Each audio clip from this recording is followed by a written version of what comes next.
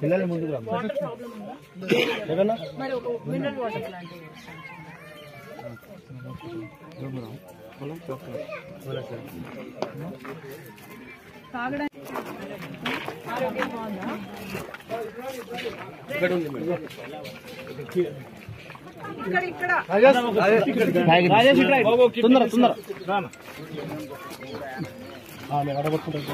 Okay అలా మీరు పట్టుకోండి అది సపోర్ట్ ఇక్కడ చేసి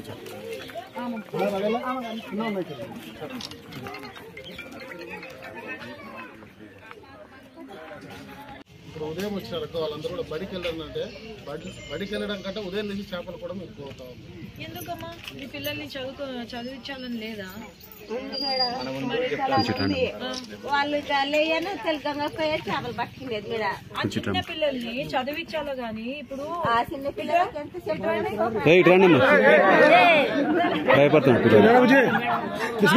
బిస్కెట్లు మేడం మాట్లాడుతూ చెప్తాది పోకే పో నేను మీ పిల్లల్ని డాక్టర్లుగా ఇంజనీర్లుగా లేకపోతే మంచి ఉద్యోగాలు చేయడానికి మీకు ఇష్టం లేదా? వాళ్ళు రాకున్నారు, పిల్లలు పారిపోతున్నారు, కొరత చేస్తారంటే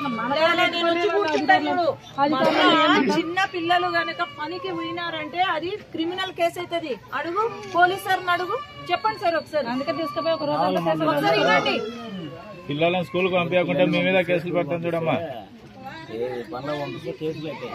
అర్థమైందా? 14 సంవత్సరాల పిల్లల్ని పనులకు పంపించకూడదు, పిల్లలకే పంపించాలా.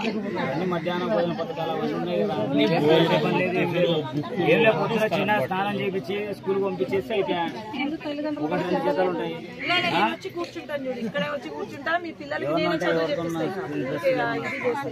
ఇద్దరు పిల్లల్ని తీసుకురండి.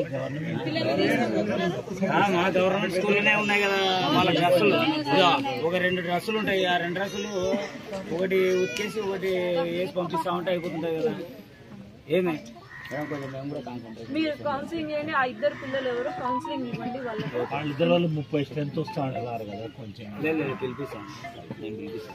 మీ వల్ల అన్ని వేస్ట్ అవుతున్నాయి చూడు. ఈ బిల్డింగ్ ఎందుకు కట్టినాము, ఎందుకు మీరు నిజంగా బాగా ఉపయోగించుకుంటే మీకు ఇళ్ల పట్టాలు అన్ని వస్తాయి కదా. మీరు ఉపయోగించుకోవడం లేదు. మళ్ళీ సమస్య మేడం, మాకు ఏదన్నా వచ్చినా అసలు మా దాకా ఏది రానియారు మేడం. తలార్లు ఇవారు వాళ్ళు అసలు మాకు ఏం పట్టించుకోవడం లేదు. వాళ్ళని పక్కన పెట్టు, వాళ్ళు పట్టించుకుంటారా? ఇప్పుడు ఏదైనా విషయమైనా వాళ్ళ ద్వారా కదా మేడం మాకు తెలిసేది. నిమిషం, వాళ్ళు పట్టించుకోకపోతే ఇక్కడ ఊరి పెద్దలు ఉన్నారు కదా, ఆ ఊరు పెద్దలు బొత్తిగా అసలు మీరు వచ్చినారనే వచ్చినారు. లేదా ఊరు పెద్దలు తగ్గి చూడడం తగ్గి చూడడం